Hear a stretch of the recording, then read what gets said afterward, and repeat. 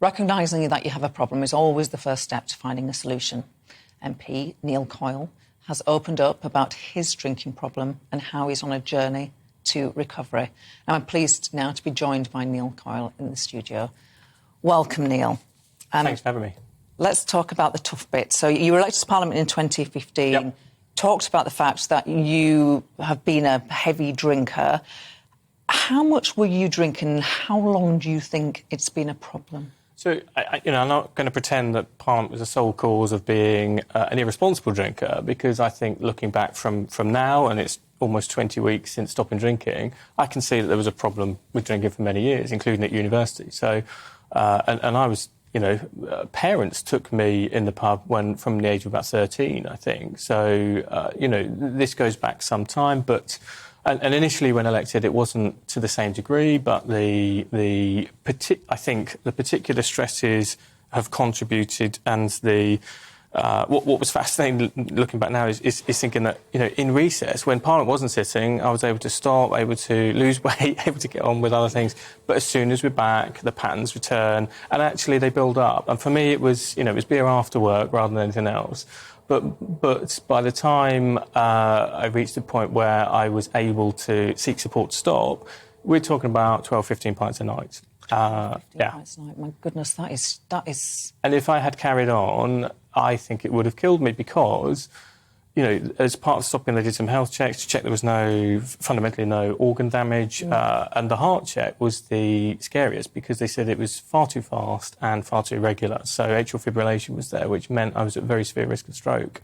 Goodness. So I have a 6-year-old, so this is incredibly scary. And as I say, if it hadn't been for stopping, I could have been on a fast track, certainly to long-term damage to my body, if not outright a stroke and potentially it being fatal. So it's very scary to... You're young. You're young, right? 43. So 43. Yeah, young for an MP, I think. But 43, and the sort of scans suggested that you could, if you'd have continued, you were at high risk of stroke. Yeah, and stopping, and again, put a bit of scale on it, stopping has meant I've lost over 2 stones. So that's a lot. Wow. That's a lot of extra pressure on your heart, the weight as well. So stopping drinking has helped lose weight, but also the change in diet that comes from that as well, and the extra exercise. So I feel a lot better for doing it, but, it's as I say, it's been very scary to have this massive wake-up call. Yeah, what was the wake-up call? What was the final wake-up call when you said, I am going to get sober, that's it? So there were a couple of incidents in Parliament which resulted from intervention by the House authorities and complaints about my behaviour, and for which I'm very sorry. I'm not claiming alcohol as an excuse for bad behaviour. It's not an excuse for bad behaviour. But through that process, I was able to seek support. I had sought support before. It was very problematic trying to access something as fast as necessary. So one of the things I would like to see is a bit more support and a bit more sort of trigger mechanisms, and actually some whistleblowing systems within Westminster to try and prevent other colleagues ending up in, just to support them to better manage their own health. And this isn't just MPs, because Westminster, I think last time I saw figures, about 30,000 people have passes for Westminster construction, catering, hoses, you name it, security. And I think there is an atmosphere, and people like to be associated with the bars and the networking and the gossip. And, you can see who's in there more routinely, you can see how long they're in there more routinely, and there are opportunities to try and prevent anyone going down the route, sadly, that I've ended up down. And I would, when I did the unit count at the end of all this, that was terrifying as well. And if everyone was supported to monitor that, it might act as an early warning system. Just to explain a bit about what you mean by just a whistleblower system or something. So there's bar stuff, there's security on every gate in Westminster. So if you see people leaving, the worse for wear. But also if you just see someone in the bar routinely, day in, day out. Yes, and there are some. I can visualise them who sit in a bar for from sort of 11:30 midday, and they're still there for a number of hours, and they're having their first drink before lunch. Yeah, and as I say, my unit take.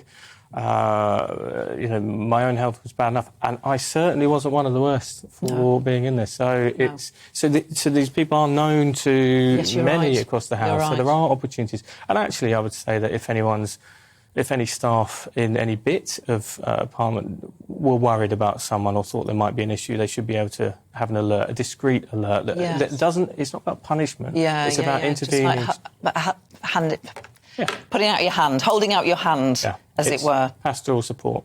You were suspended from the Labour Party, which obviously would have been a massive blow to you. Perhaps it was your big wake-up call that stopped you drinking. What's the latest on that, Neil? So, I've been a member since I was about 16, so it was horrendous, and I'm not allowed to talk about the specifics. But as I say, I'm sorry for my behaviour in bad language that fundamentally have led me to be here.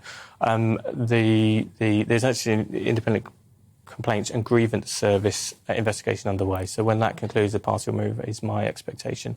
I'm very much hoping to be the Labour candidate for Birmingham and Southwark at the next election, and I hope that talking about this acts as a means of supporting others and not just MPs, anywhere, because I think if everyone was doing that unit count, it would really act as an alert. So just tell us, just explain that. So if anybody's worried about their drinking, and you don't have to want to stop.